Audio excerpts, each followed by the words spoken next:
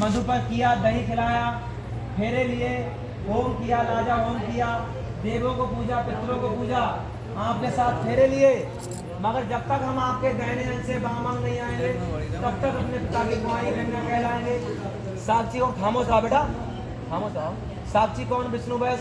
पंचलोक जाए विश्राम में बराती अपने अपने घर को चले जाएं। तो पहला वचन है, तो आपसे वचन मांग रही है। अच्छा, भगवान शिव का स्वरूप है इस समय, ये माता पार्वती का स्वरूप है। तो पहला वचन है, यज्ञ कथा भागवत कोई भी कार्य करोगे उसमें मुझे साथ लेकर के, जैसे आप ग्रंथ मनन किया ऐसे ग्रंथ मनन करके करोगे, तब मैं आपके बाम मंगाऊंगी, वरना अपने पिता की कुंवारी कन्या कहलाऊंगी। साक्षी कौन? विष्णु वैस। पंचलोक जाए विश्राम में बराती अपने अपने घर को चले जाएं। दूसरा वचन, उद्यापन व्रत तीरथ। आज तक तुम कहीं पर भी चले जाते घूमने लगे, अब ऐसा नहीं करोगे। जहाँ कहीं भी तीर्थ यात्रा हो जाओगे, कहीं पर घूमने के लिए जाओगे, मुझे साथ लेकर के जाओगे और मुझसे पूछोगे तब जाओगे, तब मैं आपके बाम मंगाऊंगी, वरना अपने पिता की कुंवारी कन्या कहलाऊंगी। साक्षी कौन? विष्णु वैस। पंचलोक जाए विश्राम में बराती अपने अपने घर को चले जाएं। तीसरा वचन महाराज, 3 अवस्था होती है, बाल अवस्था, युवा अवस्था और वृद्ध अवस्था।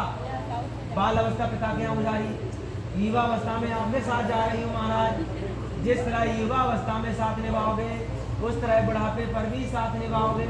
कहीं युवा अवस्था में मेरा सेवन करके बुढ़ापे पे मत छोड़ देना, तब मैं आपके बाम मंगाऊंगी, वरना अपने पिता की कुंवारी कन्या कहलाऊंगी। साक्षी कौन? विष्णु वैस। पंचलोक जाए विश्राम में बराती अपने अपने घर को चले जाएं।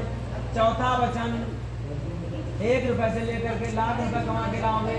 क्या ना कमा के लाए और पड़ोसन के यहाँ छिपा कर दिया, ऐसा ना करने हैं। कम से कम 20% मेरे हाथ में रखोगे महाराज, और 80% अपने माता पिता को दे दो, कोई दिक्कत ना है। समझ रहे हो? तब मैं आपके बाम मंगाऊंगी, वरना अपने पिता की कुंवारी कन्या कहलाऊंगी। साक्षी कौन? विष्णु वैस। पंचलोक जाए विश्राम में बराती अपने अपने घर को चले जाएं।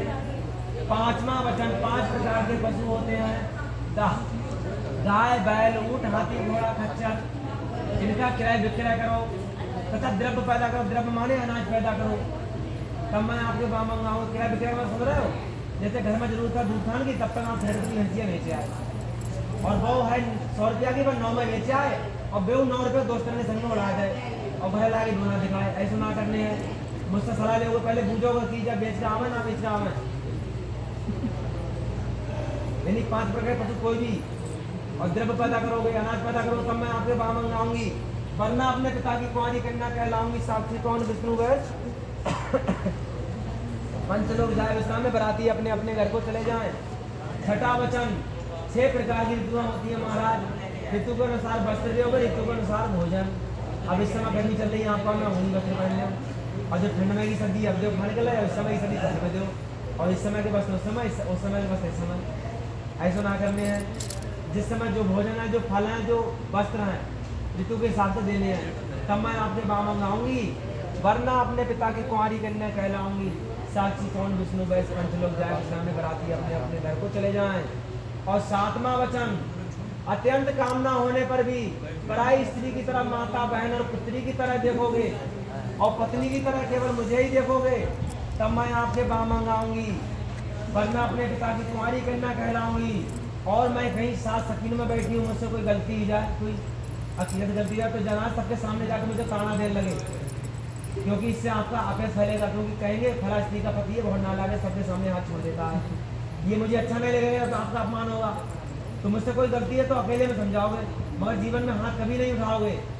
समझाओगे कोई गलती है, तब मैं आपके बाम मंगाऊंगी, वरना अपने पिता की कुंवारी कन्या कहलाऊंगी। साक्षी कौन? विष्णु वैस। पंचलोक जाए विश्राम में बराती अपने अपने घर को चले जाएं। 7 वचन मांगकर माता पार्वती उठकर चली। गलत सीधा हाथ रखो, मुड्ढा में काओ, ठहरो, जोर से काओ, ठहरो, ठीक हाथ हटा दो। अब शिव जी कहते हैं आपने हमसे 7 वचन लिए, अब बेटा तुमसे मांग रहे हैं वचन, अब तुम वचन ध्यान सुनो, अब तुमने मांगे उनसे। तो शिव जी कहते हैं आपने हमसे 7 वचन लिए, तो आप हमें 14 वचन दीजिए, क्योंकि हम पुरुष हैं, आप स्त्रियां हैं। तो माता पार्वती कहती है महाराज हम स्त्रियां, आप पुरुष हैं, आप तो 7 वचनों का पालन कर सकते हैं, हम 14 वचनों का पालन नहीं कर सकते, क्योंकि शास्त्रों में कहा गया है औरत में गुण 3 है और अवगुण भरे 1000, और इस कलयुग में केवल 2 ही गुण है औरत के अंदर, तीसरा गुण वो भी नहीं है। तो जब विनय करती है तो शिव जी कहते हैं आप हमें 4 वचन दीजिए। तो पहला वचन है उद्दाने मद्यपाने पिताग्रह गमने चा आज्ञाना भंगो कर्तव्यम बस वर वाक्यम चतुष्टकम। तो बेटा पहला वचन में आर्दम से है उद्दान नाम वन का, उद्दान नाम दोपहरी का, उद्दान नाम आधी रात्रि का। स्त्रियों को दोपहरी के समय, आधी रात्रि के समय और जंगल को अकेले नहीं जाना चाहिए। अब जब कोई बात औरतों को समझाओ तो औरतें तर्क करती हैं।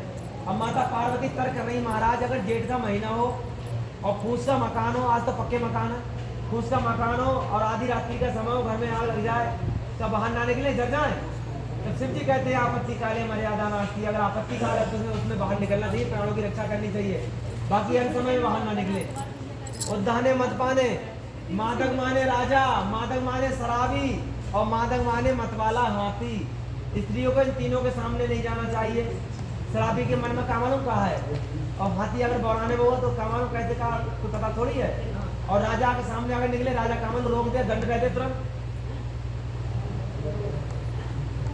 तब माता पार्वती कह रही है महाराज जब भादो महीना में चौथी आती है, शुक्ल पक्ष की चौथी आती है, उस समय हाथी के समूह जाकर स्त्रियां तिलक करती हैं, उस समय जाए या ना जाए। तब शिव जी कहते हैं उस समय जाने की छूट है, बाकी अन्य समय में ना जाए। तीसरा वचन उद्दाने मद्यपाने पिताग्रह गमने चा। स्त्री को बगैर बुलाए अपने पिता के यहाँ नहीं आना चाहिए, क्योंकि माता सती बगैर बुलाए अपने पिता दक्ष के यहाँ गई तो वहां अपने पति शिव जी का अपमान देखा तो वही यज्ञ में समा गई। जो कणकनपुरी हरिद्वार है वहीं तो राजा दक्ष ने यज्ञ किया था, तो वही सती कुंड बना हुआ आज भी।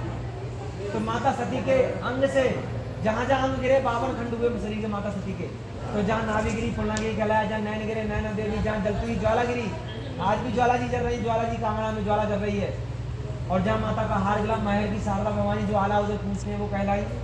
इस तरह 52 शक्तिपीठ बने, उसमें 51 शक्तिपीठ इस भूमंडल पर है पृथ्वी पर, और 52वां शक्तिपीठ जो है वो पाताल लोक में इसका स्थापित है।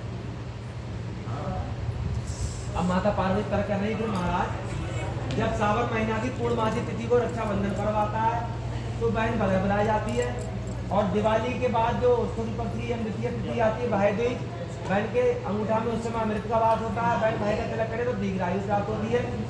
और भाई के भाभी के लड़के का जन्म होता है तो बहन बगैर बुलाई जाती है। ललो सो मत ध्यान से सुनो, तो बहन बगैर बुलाई जाती है, उस समय जाए ना जाए। तो शिव जी कहते हैं अगर मायके वालों से पति का विरोध ना चलता हो, कोई लड़ाई झगड़ा ना हो पति हो अगर मायके वालों से, तो हर्ष पूर्वक जा सकती है, बाकी अन्य समय में ना जाए। अब चौथा वचन, स्त्री को अपने पति के सिवाय दूसरे की प्रशंसा कदापि नहीं करना चाहिए, चाहे उसका पति कैसा भी हो, काना हो, खतरा हो, काला हो, गोरा हो, चाहे मलिन वस्त्र पहना हो, फटे पुराने, उसकी प्रशंसा करनी चाहिए, दूसरी पर पुरुष की प्रशंसा नहीं करना चाहिए। अब माता पार्वती कह रही महाराज जब दूल्हा मोर धरकर पीताम्बर वस्त्र धारण करके दरवाजे पर ब्याहने आता है तो सब स्त्रियां कहती हैं दूल्हा बहुत अच्छा है, तो उस समय हम ये कहें कि हमारे पति अच्छे, दूल्हा अच्छा नहीं है। तब शिव जी कहते हैं जब तक दूल्हा के मस्तक पर मोर है वह भगवान विष्णु का स्वरूप है, क्योंकि ये मुकुट जो है भगवान विष्णु का प्रतीक है, और कन्या के मस्तक पर मोरी है ये माता लक्ष्मी का स्वरूप है। उस समय उसकी प्रशंसा करने में पाप नहीं है। जब उसके मस्तक से मुकुट उतर जाए उसके बाद उसकी प्रशंसा ना करें। तब शिव जी माता पार्वती मुझे आपका बताइए, आगे हाथ करो, सीधा दोनों लोग सीधा हाथ करो। काव जल, पृथ्वी, अग्नि, वायु, आकाश, पंचों को, ब्राह्मणों को, परमात्मा को, लड्डू गोपाल को साक्षी मानकर वचन स्वीकार है, वचन स्वीकार है, वचन स्वीकार है। लली को अंगूठा पकड़ो, एक मिनट ऐसे हाथ रखना, सीधे भाई स्टेप से देखिए, जब देखिए सामने देखिए, ठीक है अंगूठा पकड़ो। अब देखो ये पिपरिया संतोष और बारपुर के गाँव में भी यहाँ से लेकर वहाँ तक के गाँव में यहाँ से मिला चले आओ। इतनी जल्दी मिल जाए वो 1.5 घंटा मिलूंगा, कल 1.5 घंटा मिलूंगा।